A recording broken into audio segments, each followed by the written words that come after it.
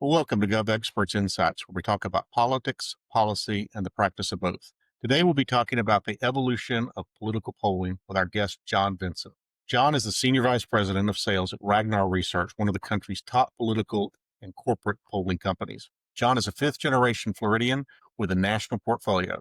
He has extensive experience in political campaigns, national committees, and state parties. In his free time, he enjoys a passion for boating, hiking, and mountain biking. John, welcome to GovExperts Insights. Hey, thanks for having me, Chris. You bet. Glad to be In here. today's discussion, we will explore the evolution of polling, its accuracy, and how the public should interpret the results. So, John, I want to talk a little bit about kind of the early years of your career. What led you to your interest in polling? So honestly, I had interned on the Hill, and I thought, all right, I'm going to go to DC and work on the Hill. But I had the unfortunate timing to graduate from college in 2008, right when there were very, very, very few Republican jobs in DC. And so I had made the decision I was going to go work on campaigns and go get some Republicans elected across the country. So that's what started kind of what led to me getting into polling as I got on the campaign side, worked for congressional candidates, state house, state senate, national committees, and the like all across the country, and crisscross the country working on campaigns in various, from managers to field reps to everything from presidential down to mayor's races for about 10 years. So I didn't end up going and working on the Hill and going down that path, even when we got the majority back. But I've enjoyed crisscrossing the country and working on the political sides. Doing all that for 10 years kind of led me into the polling front. Did you have an interest in college and high school? Absolutely. I actually, of all things, I started off as a music major my first year and then switched into politics. I helped the college Republicans debate the college Democrats my freshman year, even as a music major at the time. And and one of the professors walked up to me and said, "Hey, I think you ought to take one of our classes." And so the next year I switched and got into political science and learned a lot about that. And then I started interning on the Hill for Adam Putnam, was a congressman from Florida, for Senator John Ensign and out of Nevada, and spent my summers doing that and learning how the process worked. And in fact, when I was interning for Senator Ensign, he was chair of the NRSC, so I saw a little bit more of the political side than most would see. So, what was your first polling related job, and what did you learn from that experience? So honestly, one of the first interaction with polling is on some of the campaigns I started working. We would always poll, we'd use those numbers. So working with pollsters as a consumer of polling and many of the campaigns I ran, that was my first real interaction with it. And then early 2019, I joined Ragnar and got to see the other end of it. So I went from being a consumer of it for 10 years, working on the ground floor as a user of polling, into becoming a producer of it. And I think that's been a huge help, because every time we put together a questionnaire, every time we do a survey, I'm thinking of it, what would the campaign manager, the general consultant, the media vendor, what do they need to be successful, and not looking at my needs, looking at what helps to provide what they need to win, whatever the project might be. That's Did you have some frustrations from your time as a campaign manager of things that maybe that's kind of what you're looking at from that thing? But what were your frustrations from the campaign side that you tried to address when you moved over to the polling side of the equation? So I think from the campaign side, everything's moving a mile a minute, and so that was one of the things is I've always tried to impart, and we've got a great team that does a great job of knowing it, is making sure that we get things as fast as possible and as accurate as humanly possible to the campaigns as fast as we're able, because decisions on the campaign side on a public affairs project, sometimes it's a little bit more spaced out. But on the campaign side, you've got a deadline. That deadline's election day, and there's only so much time that data is good. So getting it to the clients as fast as possible and making sure that it's what they need to do what they're going to do. I mean, quite interesting too, especially to have that perspective coming from the campaign side now through the polling. Polling plays such a crucial role in elections and policy making. Wanted to kind of explore, what types of polling do you focus on today, and maybe talk about, the different methodologies, their application, and kind of how folks would use those. Yeah, absolutely. So most of our polling is 100% live operator. We do a lot of it, and one of the things that I've really liked being where I'm at Ragnar is our focus has been on accuracy from day one. So when we look at a poll, we're not looking at it. All right, we're going to do 40% to landline calls and 60% to cell phones or what have you. We're looking at how do we reach the voters that we need to reach, and so that's our focus.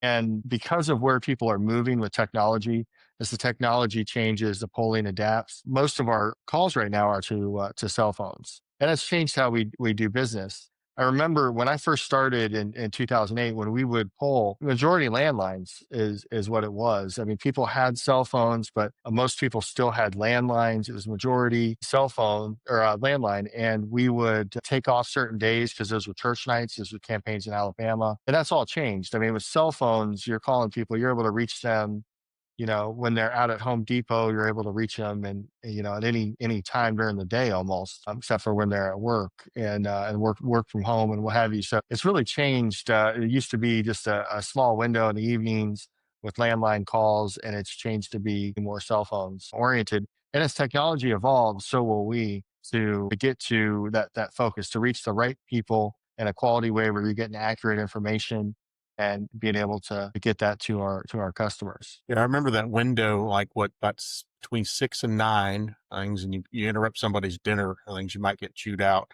in regards to that time window. But that was about the only time that you could get folks on the phone to get feedback.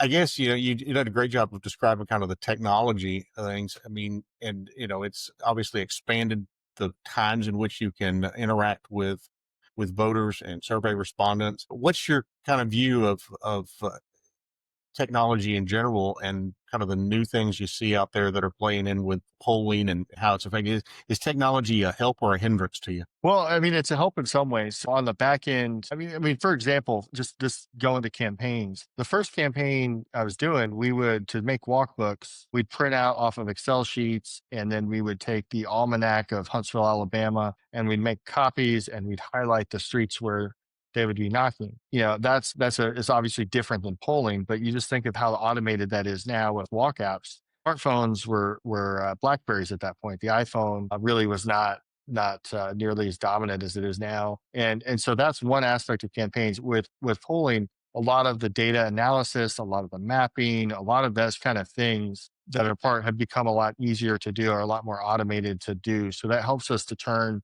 data around faster to our clients. It helps us to check it faster. It's been a real help. The way technology has evolved on that front with analyzing data and analyzing it fast compared to what it was. And the amount of hand things that we used to do in campaigns in general versus the tools that we have available and the power of computers and cell phones. I mean, the cell phones we have now are more powerful than computers we had 20, 30 years ago. I mean, it's just, it's leap years ahead. And that's been a huge help in letting us to do this more accurately and faster. So it's been huge. With the role of social media and kind of the challenges that legacy media is experiencing, do you find that the folks that are responding are about as informed as they were 15, 20 years ago, or more informed, maybe more informed generally, just at a higher level? But how has technology affected the quality of the responses that you get from respondents? That's a great question. And I think that people that are interested in finding out what's going on will seek out news sources, whether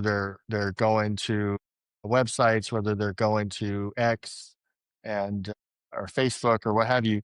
They're searching for the information. So, but the gatekeepers just aren't there. You don't have nearly as many people tuning in to broadcast every night, turning into the NBC nightly news. Cable has started to drop off. So we're obviously entering a more fragmented media environment, a more fragmented consuming of news. And that just makes what we do so much more important because we've got to figure out what people think and we're able to get to them. We're able to find out where they're getting their news sources, which helps our friends with the media vendors and the digital vendors to target groups of people. And we see as younger people, they don't have cable, they're not watching broadcasts, they're not watching the nightly news. You've got to find ways to get your message to them. And so a lot of our polling will ask those questions. Where did you hear about this? the seen, read, heard is a common jargon that we use. So yeah, it's definitely it's the technology. Like I said, I mean, it's changing. People are getting more news from their cell phones than they are from their televisions, and a lot of times. And so, helping our friends in the campaign world and the public affairs projects world to find the right people and get to them and get them the right message to them is increasingly important. Yeah, but it Yeah, is because definitely changing. where they receive their messaging obviously dictates to a campaign kind of what how they need to be communicating with that segment of things, and then what messages to focus on. So it Yeah, is that. absolutely. And with our messaging, we're focused on, not only who likes this message or what have you, but how does it move them towards, what we want to, our objective here. And so, we want to not just what you think about it, but what will actually move your vote, your opinion, and your thoughts towards an issue or Well, that's an candidate. interesting thing to explore. How do you assess kind of how strongly someone feels about a particular issue? So we do something called regression testing, and that's a big part of how we're able to figure out movement, and what actually affects their vote. And there's been examples where we've used it where we use it not only on positive messages but negative messages against us on a particular project, on a particular campaign. And we'll see, all right, they're saying this terrible thing on TV. We'll understand if that's a message on their end attacking us that will actually move voters or not. So the idea is you want to find which punches are going to land and which punches aren't going to hurt you. And that's what the regression helps us to do mathematically, to figure out what's actually going to move voters our way, and where we should put our money, which positives are going to move voters faster and move more of them. So let's take an issue like border security. I mean, you've probably seen that issue growing in importance over the last 15, 20 years. I remember being on some town halls with politicians, elected office holders back in the late 90s, early 2000s. And, this was across both Democrats and Republicans, but it kind of dominated. And it was dominating at the state level. And state politicians were like, well, this is a federal responsibility. But folks were just wanting an attention to it. Talk about how you've seen that issue or any other issue and things that has grown to the point where it just kind of takes over and has a life of its own. Yeah, absolutely. So it's interesting with issues and what we've seen. So when the first cycle, I was on the polling side versus on the running campaign side, was the COVID cycle. And so in a Republican primary, normally number one issue is immigration. And that's when you're up near on the Canadian border all the way down to Texas and Florida and what have you. That has been a strong issue, especially in among Republicans, among independents, and in Republican primaries. So obviously it's been an issue, but in that COVID cycle, we saw massive changes. A lot of cycles, you'll see the top issues, the economy, the top issues, immigration, or what have you, and it stays pretty similar. But on that, COVID, healthcare, education was in some states, it would be different. In Florida, we opened the schools back up that fall and got away from the at home education. In other states like Oregon, I'm pretty sure they were closed basically the whole next school year. And so we saw differences, and we saw Republicans, usually education's not a massive issue on the Republican side. It became a big issue because of COVID and the effects of that.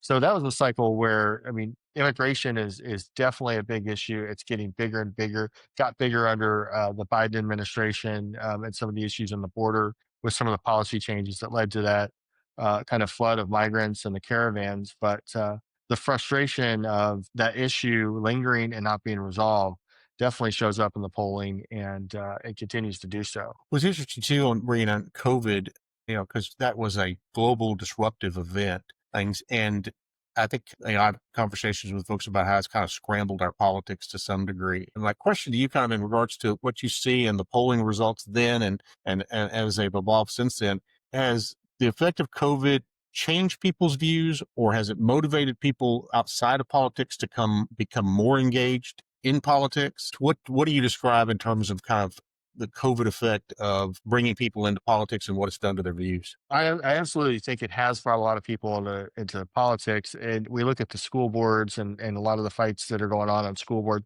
a lot of the money that's going into school board races and races that used to be kind of side burner. A lot of places, folks are really focusing on those school board races. And it's an effect of a secondary effect, I guess, of COVID. I mean, COVID happened, disrupted schools. people got angry about it. People took action and started running for stuff, started raising money for school boards, school superintendents, and getting involved in ways they hadn't before as they saw the impact of the local decisions on their lives, on their kids, on their community. And so, absolutely, it really drove a lot of people into the process that hadn't been in the process before. Look, the other thing that COVID did that so I live in Florida, and one of the things that it did with a lot of people being able to work from home, people left New York, they left Connecticut, they left northern Mhm. states with high taxes and moved and kept their job and moved to Florida. So Florida has been just brimming with people moving in here, and it's changed our politics in Florida. It has absolutely changed our politics. Voter registration, Republicans have an advantage. Even when Bush won in 2004 and won a majority in Florida, we did not have a majority of the party registration. We have that now, and it's moved substantially. So you see states, Tennessee is another one of them. It's a state with no income tax. It's a state with decent weather and a beautiful place to live. You've seen people moving to those kind of magnet states. You've seen the same thing happen with Democrat voters moving out of California to more recreational locations, moving to Nevada, moving to Arizona, moving to Oregon, to Idaho is another big location, Montana. So COVID has scrambled not just on what people think and what they're running for in their politics, but the human geography of the country has really changed based on some of those changes with COVID. I mean, look at Zoom. Zoom changed from being kind of an outside thing to being a thing that everybody knows and everybody uses on a daily basis in ways that I mean, I couldn't predict it. I mean, we used to use GoToMeeting, we used to use different things like that, but the ubiquity of Zoom, of remote work, and people moving to places that fit their views and fit their financial views on the role of government, it's been huge, absolutely huge. And we're still seeing ripples from that. It's not over. We're still seeing ripples from that disruptive event. Yeah, it certainly wasn't, Zoom and online meetings wasn't as ubiquitous before COVID as it was during and then continuing afterwards. Because I think now it's kind of the first, line of intro and everything. If you've got folks that are outside of a particular geography together to meet is via Zoom. Absolutely. And it's funny. I was at lunch today and a friend of mine was ranting about getting Zoom invites. He said, I just want them to call me. Somebody said, I'll send you a Zoom invite for a meeting at 10. He said, no, just pick up the phone and call me. So some folks are almost yearning for the pre-COVID way of doing business. Yeah, and nobody calls. Like everybody texts to see if they can call you. It's a interesting, new system. So one of the things I wanted to talk about too. So is candidate polling specifically. If you're thinking about running for public office, what should you expect and need to know about polling? You talk about the mechanics from everything from the benchmark to the brush fire to other types of polling that you might want to do. Talk about the relative effort that goes in on each one of those, and then what a campaign how they utilize that to make adjustments in their strategy. Absolutely. So, as a rule of thumb, so you do your benchmarks first, and the job of the benchmark is to basically war game what's going to happen with the election. You want to see what are you going to say about yourself, your positives, what are they going to say about you, and what are you going to say about them from a candidate perspective. And the idea is to build out your roadmap of what your messaging should be, what you should put on television, put in digital, put on your mailbox with direct mail and all of that. And the earlier you poll, the more it is about building your roadmap and your messaging grid towards moving forward. The closer you get to the election, the more it is a way of tracing how you're doing. So you do your benchmark first and you figure out, all right, before we make our TV ads, what are the most effective things that we can put out there? What are the things we might get hit on by their attacks? And you really prepare as much as you're able to. Obviously things change, but as much as you're able to so that when you spend the money, put a television ad on a media market or do all of those shots, especially on a congressional or something like that, you kind of those are later breaking campaigns. Statewide, you start from day one and you're dealing with multiple media markets, you're dealing with a lot more complicated picture. But that's your benchmark. And then your brush fire is testing the effectiveness of your advertising, testing the effectiveness of your campaign. And what are people seeing? What are they hearing? And what are they reading about you? And so those are the two kind of polls. And we do those closer to the election.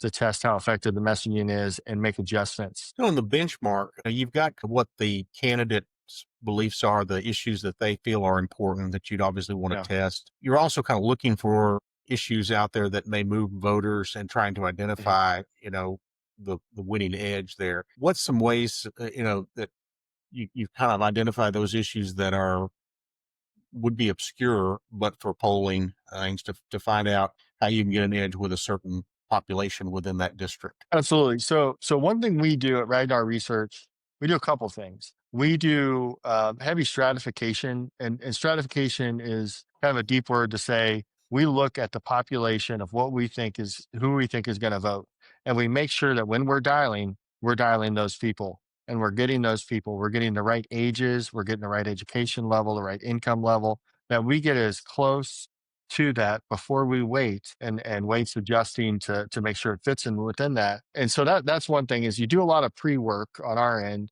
to make sure that when we're dialing the right people and getting a hold of the right people. And and then the second, part of that is so we're stratifying, we're getting all of that, and we want to make sure we've got, the right messages, and we're doing as much of that as possible. The other thing that we do, Ragnar, is we'll do open-ended questions. So we'll ask, Mhm. what's your most important issue? And that issue, may be transportation. I had a client in Virginia, they had a big highway that went through their district, their delegate district in that particular race. And we asked them, transportation popped.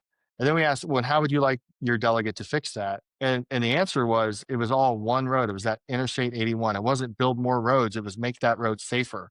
And so, you can have a generic, we're going to talk about transportation, or you can talk about specifically Interstate 81 in Virginia and making it safer. You can talk about all of those things. So we try to add a third dimension to our polling whenever possible.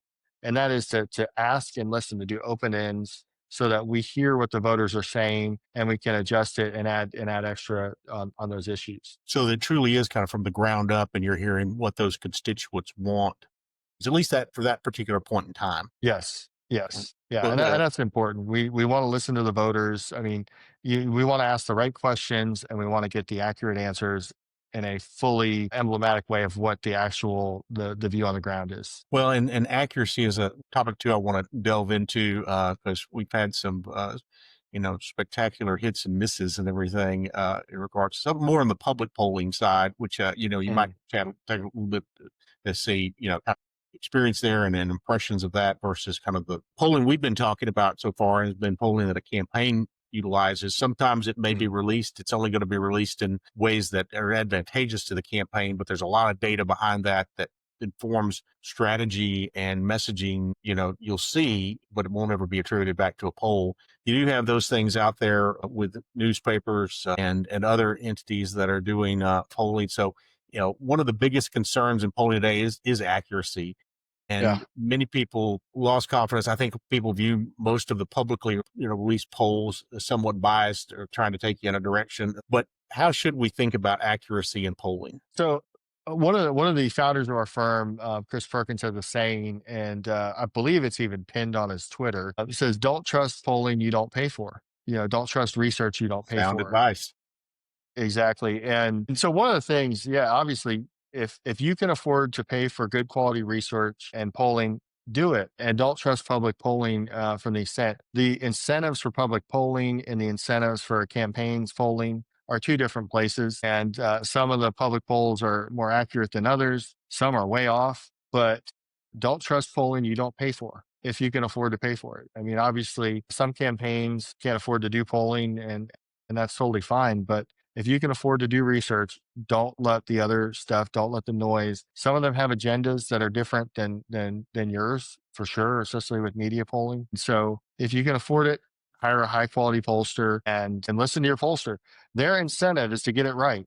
I mean, our incentive is to get it right. Every 2 years, we have a report card on election day, and I I don't like surprises any more than the next person. I don't like my clients being surprised. A win on election days, we give accurate information to our candidates and get them across the finish line. And if they can't make it across the finish line, they know, and they know where they're at and get accurate data. So thinking back on the last few election cycles and some of the misses, and the one I'm thinking of in particular that was so high profile in this last presidential election cycle was the Des Moines Register and the Ann Seltzer poll. I mean, what did you think when you saw that outlier come out so close to the election? Well, I thought I've worked in Iowa. I worked for Governor Tim Pawlenty when he ran for president. I worked for State Senator Brad Vaughn when he ran for Congress. And it just didn't jive. And I didn't poll in Iowa this cycle, but it just didn't jive with the movement of that state. And one of the reasons, we're constantly looking at historic data. You can see trends in some of the states, and Trump had been doing nothing but getting stronger. I think there's maybe one elected Democrat statewide in Iowa right now, a state auditor or something of that sort.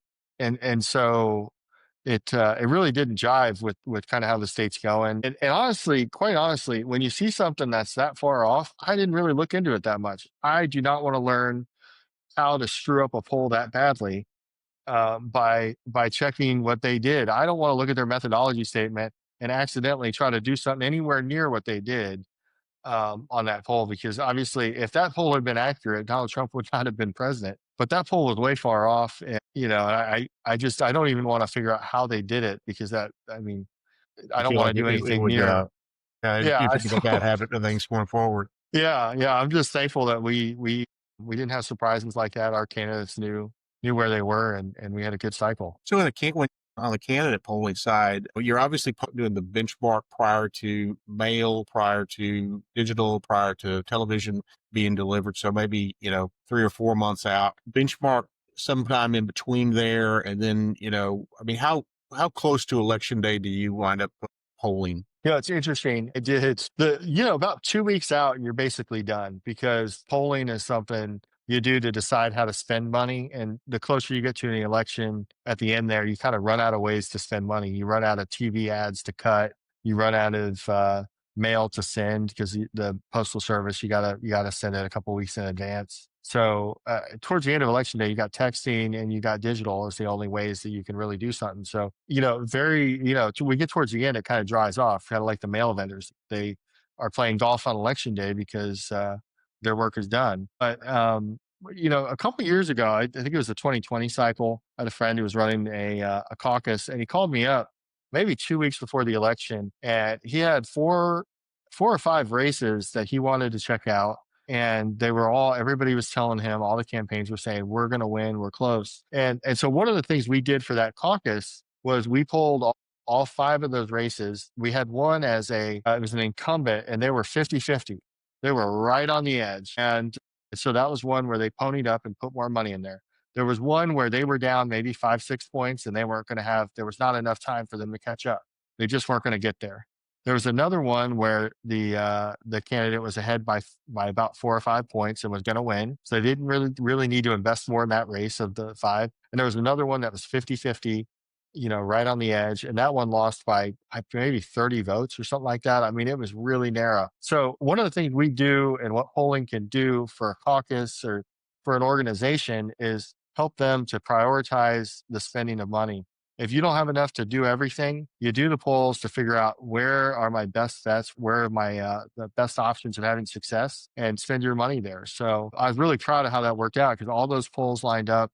They were able to spend their money. They picked up a seat in the state Senate on that. So they held that 50-50 incumbent that was on the edge. Could have gone either way. And we almost knocked out the majority leader. I think we came real close to knocking the majority leader of that state Senate out. And the polling helped them to prioritize and put the money in the right places. So later on, when you're doing triage, you're figuring out where to spend your resources, or somebody, all of a sudden, a donor comes and gives you a big check, and you want to spend it smartly. Polling helps to direct the spend when you're looking at it on a big basis, when you're looking at a whole legislature or targeted races or what have you. That's a very interesting example. And it is interesting too, because you can see whether the plan that was originally talked about is working. You can maybe Yeah. set some of the momentum shifts in it and kind of the direction of where it's pointed out, and then, which ones are going to be the squeakers that you might want to have some last minute push on. Absolutely, absolutely. Know where to put your chips. So, yeah, it would be helpful if you could advise me on gaming strategies as well. If I was any good at gambling, I'd live in Las Vegas and not Tallahassee, Florida. On the public side of this, what advice do you have for the public when they're interpreting polling results? So, so one thing is not everybody would agree on this, but it's almost like the more decimals you see in a poll, the less you should trust it. And then look at the methodology. The more a live human interacts with another live human, a voter, the more trustworthy it usually is. So if you see it, it's a lot of it's text to web or IVR. A lot of times that methodology is just a little not quite as accurate. There's a lot of disagreement on that, and I respect those that disagree. But we found that to be more inconsistent. Those are the things. If somebody, look at the methodology statement, and a lot of times they don't put those on there. They kind of it's a little different. Live dials are usually preferable. A lot of cell phones are usually preferable. You see a poll and it's 50, 60, 70% landlines. It's probably not going to be accurate. Most people don't do landlines anymore. I mean, when we do deciding on cells and landlines, we're looking at CDC data, and they have data that shows in each state how many cell phones, how much of the population uses only cell phones, how much of the population uses a particular mix of cell phones and landlines, and how many are landlines only, and how many don't have that. And as we saw with COVID, reaching out to people and all that, that's why they keep that data. But do we use that data to kind of see that, like in more rural states, there might be some more people with landlines, but most places we're going heavy cell, and we track that, and pushing on landlines gives us more accurate results. Well, and y'all been pushing that for some time in regards to being aggressive on the cell phone. Yeah, I mean, at the end of the day, our biggest focus is accurate data for our clients, and it's not whether we save a nickel here or a dime there.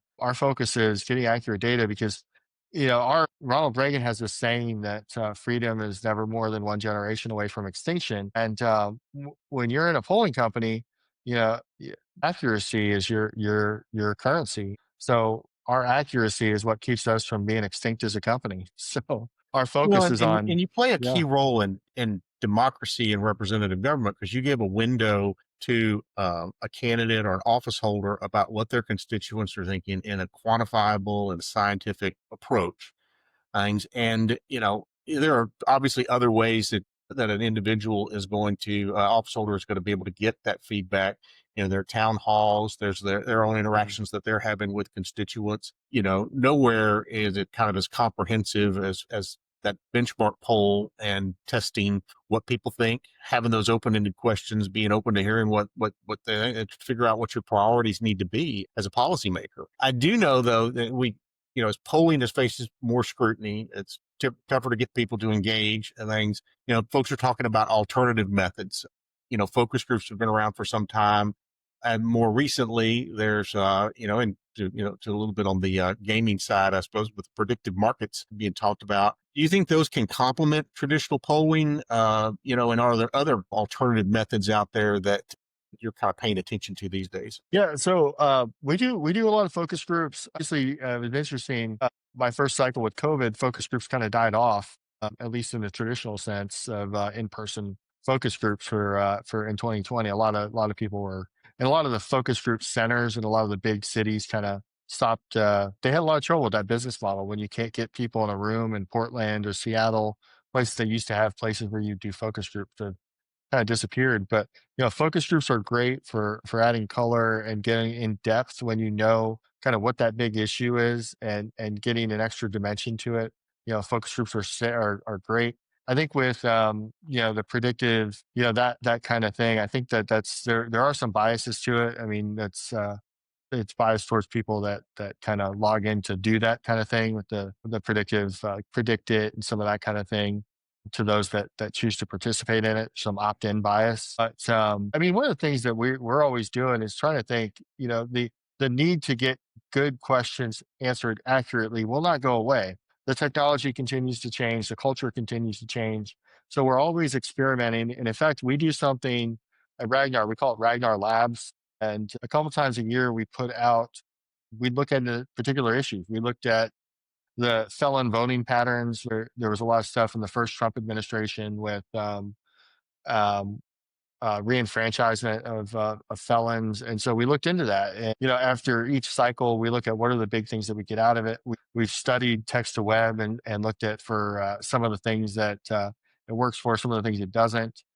And we've really studied that. So one of the things about being a pollster is, we're always looking for ways to do our job better. We're always looking at the new technologies that comes, and we're always trying to adapt so that we're able to accurately answer those questions for our clients. So is it fair to say that you're excited about the future of polling? Oh, absolutely, absolutely. I think that there's a lot of good future in this business, and I'm excited to see where it goes. I mean, and the need when you go away from the three nightly news anchors telling people the news, and you kind of could poll and you could see, all right, this is what people think because they heard it on the nightly news. So a more fractured environment, the need for good polling is just increasing exponentially. The news sources are not the same. The idea of what, people aren't reading the newspaper anymore to the same extent, not that they were, where everybody would read the newspaper, everybody have the same collective news. It's just not there anymore. So the need to get these questions answered is just off the charts. So I'm excited Has about that part has of the it. length and complexity of polling gotten more given that fractured kind of media environment? Well, I mean, to do this well, sure is a lot of work, but it's, I mean, I don't know if it's gotten more or less. I think it's just we're kind of adapting and it's almost like altitude. You go to Denver and you're there for a couple months and you're pretty much out, adjusted to the altitude there. So I mean, it's not anything it's a huge challenge. We're constantly adapting and constantly adjusting how we do what we do to get the accurate answers for our clients. Well, you provide a crucial piece of information to both candidates and office holders. So this has been a fascinating discussion. But John, before we conclude, I did want to ask you for the best piece of career advice that you would provide someone. Maybe it's a freshman music major that's just getting interested back into in the political profession. But what would you tell that person as advice from have the experience that you've had over the last several years? So my best piece of advice, and one of the things I did was go out there and you're not too good for the bottom jobs. I remember the first campaign I worked on, I made more in gas mileage reimbursement than I did in salary. I lived in a guest house, a bedroom, a guest house of a donor that campaign. And I think they had their dogs in there because we had fleas. You kind of, I slept on some of the campaigns, I slept on a futon or an air mattress and what have you. And you just you're not too good for the work. So go out there and work hard. Don't work hard, volunteer for stuff, volunteer for the hard races, don't volunteer for the easy ones. But being on the knife seds, working for good candidates I believed in, working in tough races, working in tough places, that's what really helped me to learn. And I think that a lot of the people I've seen succeed in this business went out there and just weren't didn't have an ego about it. They took pride in their work and they really worked hard to get the job done. And they've gone to great places. And so just go out there, listen, surround yourself with good people, be on a race with a good manager and good GC, and watch what they do and listen to them. And go do whatever needs to be done on the campaign. You're going to have sleepless nights. You're going to work hard. You're going to be exhausted, but there's so few things in this life where you're so mission oriented towards winning, towards an election, and it's a great experience and it's a great learning tool because if you have that skill, you may leave politics, you may go do something else, but that skill and that ability to work to the best of your ability, work hard, not complain, um, that'll take you far in this world. That is great advice on the rites of passage for a political campaign operative.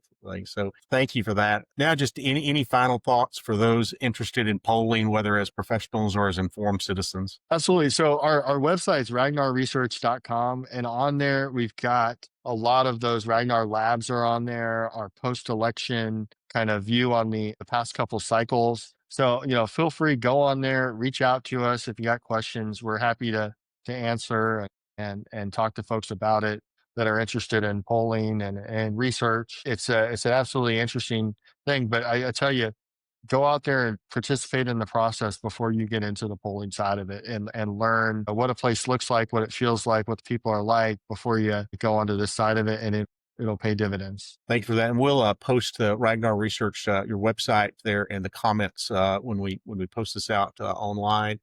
And then for our listeners and viewers, you can follow John on social media or LinkedIn. We'll post those links as well. And I want you to stay informed by subscribing to the GovExperts Insights podcast for deeper dives into politics, policy, and strategy. I want to thank everyone for tuning in and hope that you found this discussion informative and beneficial. GovExperts exists to help facilitate substantive, serious discussions between and about the public and private sectors and the events of our time. If you like this episode, we'd appreciate you sharing online and following GovExperts on LinkedIn, Facebook, or any of our other social media pages. And I want to thank everybody and have a great day.